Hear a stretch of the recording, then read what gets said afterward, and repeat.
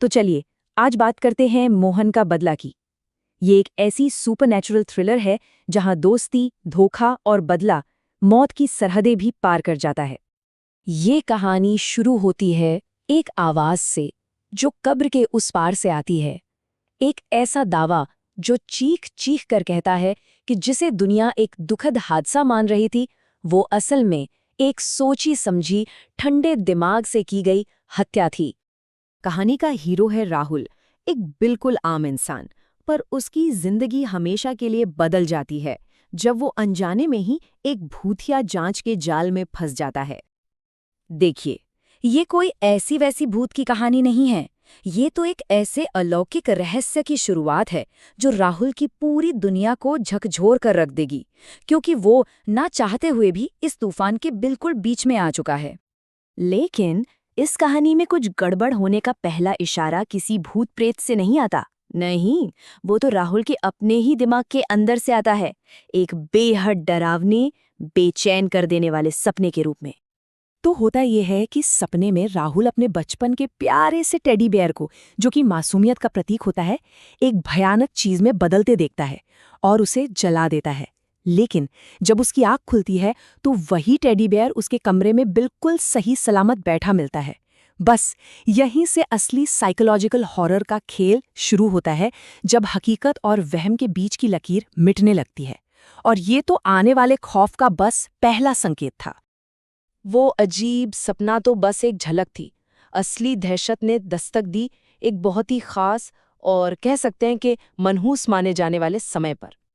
जी हाँ, the विचिंग our या शैतानी पहर हॉरर कहानियों में अक्सर ये माना जाता है कि ये वो वक्त है जब इंसानों और आत्माओं की दुनिया के बीच का पर्दा सबसे कमजोर पड़ जाता है।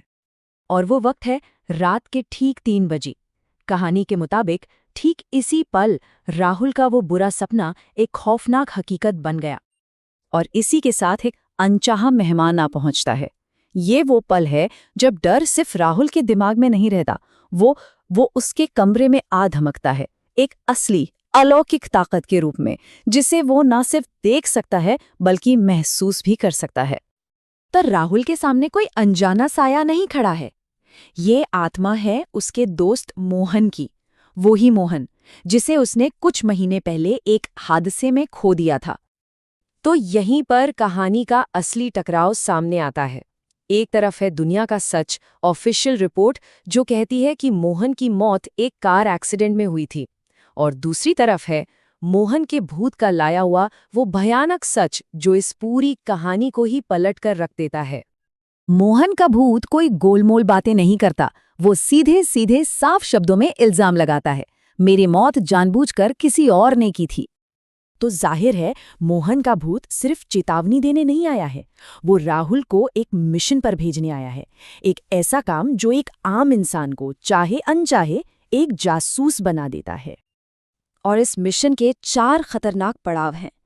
पहला, मौत के पीछे की असली सच्चाई का पता लगाना। दूसरा, उस तथाकथित दुर्घटना की नए सिरे से जांच करना।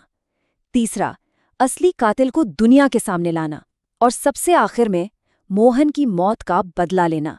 बस इसी के साथ राहुल एक दुखी दोस्त से एक अलौकिक जासूस में बदल जाता है, और ये सारी की सारी जिम्मेदारी पूरी तरह से राहुल के कंधों पर आ जाती है। अपना मिशन सौंपने के बाद मोहन का भूत वैसे ही गायब हो जाता है जैसे आया था, और राहुल को इस भारी जानलेवा बोझ के साथ बिल्कुल अकेला छोड़ जाता है। और यहीं पर वो असली सवाल खड़े होते हैं जो कहानी को आगे बढ़ाते हैं। आखिर मोहन का कातिल कौन हो सकता है और उसका मकसद क्या था? उस कार दुर्घटना के पीछे कौन से काले राज छिपे हैं? और सबसे बड़ा सवाल, हजारों लोगों में से मोहन ने न्याय की इस खतरनाक लड़ाई के लिए सिर्फ राहुल को ही क्यों चुना?